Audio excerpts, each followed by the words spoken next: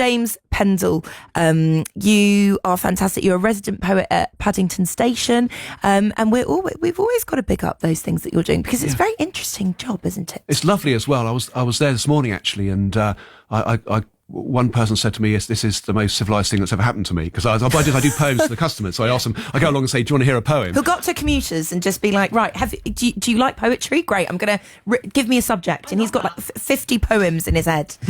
So I did, and then somebody else was actually had one of the poems I did was a Christmassy poem about cross country skiing, and they'd done some cross country skiing in Russia, outside Moscow, in the 1980s. So we had a kind of incredible conversation about how we came to be in Russia, in Moscow, in the 1980s.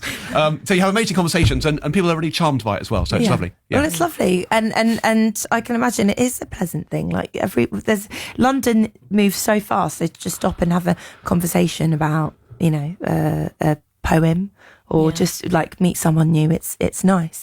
What's everybody's thoughts on, I guess, getting your foot in the door in the creative industry? Yeah. I think we were talking about this, funny enough, before we came in. We were just saying you just sort of have to take any chance that you get. I mean, I was just saying how the opportunity I got to go to Paddington Station was because I started visiting a poet who's quite a bit older than me, and she was actually couldn't walk, and so I'd visit her in her home just to kind of keep up the link.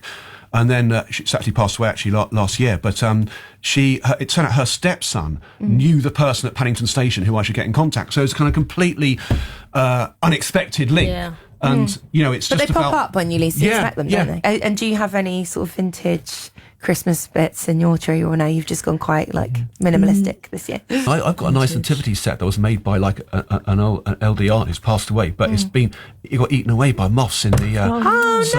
So I need to get it repaired for next year. Yes, can't underestimate them. Can't underestimate the moths. So you've got an operation, and say to your Christmas gifts, we've got Operation Bring Back Christmas. All right, that's what it's turning into. Save the antiques. Oh, I love those little nativity scenes with my parents. Have she made these little figures out of felt and stuff. Wow.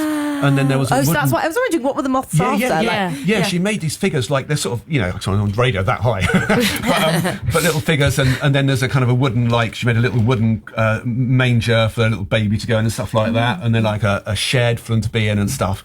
And so it's really nice, but the moths have eaten away the felt clothes. I have seen felt Christmas decorations recently in shops. So I guess that is something that is coming back. I same actually. Yeah, I've seen a lot of that. Yeah. Santa. No, I've got this.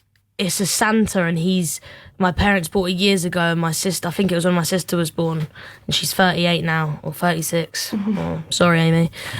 We love you, Amy. Yeah, we Age love you. is just a number, babes. It's just a number. I promise. But we've had that for so long, and it's this Santa, and he's got a bag full of presents, and they all obviously have kind of eroded over the years, or not eroded. You know what I mean. Oh, poor little things. But that's happened. So bless my dad, he went and he made him some new presents to put in his bag. Nice. So we need your dad to sort James out then. Right, I'll give you his number after, mate. Trust me, he's sorted out. Time for Christmas. This still counts as a creative collaboration. Exactly. Yeah. Well, speaking of James Pendle, last but very not least, as part of tonight's final open mic night of 2024, tell us a little bit more about your piece, and we would love to hear it. Thank you. Yeah, it's called the Magi. So the three kings or Magi who visited Jesus after he was born, and the idea of the kind of poem is that after that moment, life could never feel that there was so much hope. That after that, they felt life was a letdown, and so so this is the poem. By 1973, our search for one more manifestation of divine mystery had taken us to the Mousetrap Bar on Cocoa Beach in Florida. We were hoping to find men of the right stuff in there, and sure enough, Neil Armstrong and Buzz Aldrin were chatting by the bar. And Michael Collins, who did not step onto the moon, but went around to the other side, coming back a day later to pick Neil and Buzz up off that pristine, pure landscape, was heading to the restroom. We three went over to explain that in ancient days, our rain-beaten faces had traversed field and fountain, moor and mountain, then looked down adoringly upon... Buzz slammed his glass down on the counter. OK, wise guys, are you trying to tell me that back in 1st century Palestine, you and your camels calculated the position and transit of a star relative to a stable? Yes, we are, I replied. And let me tell you, back in our day, yours would have seemed a tall story indeed. Claiming you were up on the moon, collecting rocks, driving a lunar buggy, playing golf. He fixed me with a glare.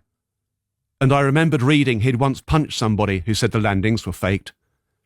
Instead, he was distracted by a television in the corner of the bar. Naked Vietnamese children ran from their burning homes. What use was your gold to honour kingship, Caspar? He grimaced.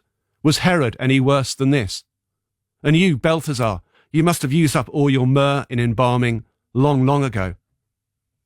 But Buzz, I cried, you were a believer, taking communion side by side with Neil in that capsule, adjusting helmets, taking those giant, stiff steps for humanity. But falling back through the blue depths of the sky, interrupted Neil, returned to an earth of hatred and lies. Like you three Magi, we remain disappointed, unsatisfied. Michael Collins came over and led us all outside.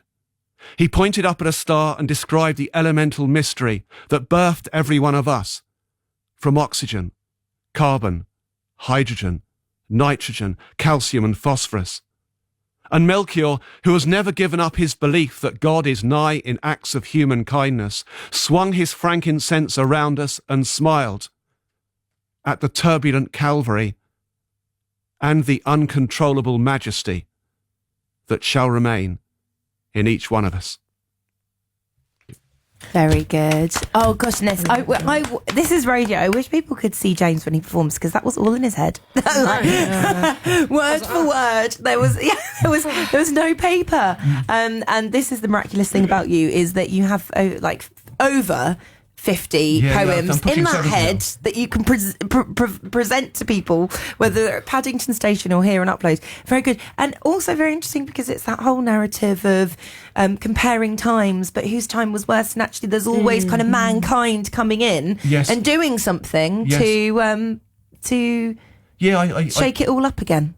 Yeah, I had the idea a long time ago about, what would it be like that the Magi, there was something in common with them, and these, they were astronomers, like obviously the Apollo 11 astronauts were astronomers, they're, interested in space and stars, and they both had these amazing experiences of hope.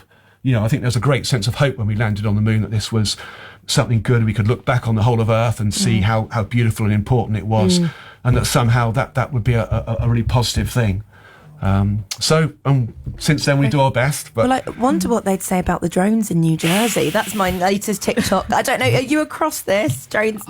No. I'm not going to speculate on. But there's a lot of people posting about drones in New Jersey on TikTok. I am intrigued. Nobody knows why they're there. The government doesn't know why they're there, and people are coming up with all their theories. Right. And I just think, what would the three wise men say? Well, maybe their version of drones was the star at Bethlehem. What is that? Maybe we're just behind. They were ahead. They're the ones who got it right. Yeah, exactly. Well, thank you so much for bringing your magic to BBC Upload this year. The short video. Okay. Hello, short video. Hello, short video. How are you, short video? Okay, I'm stopping short video.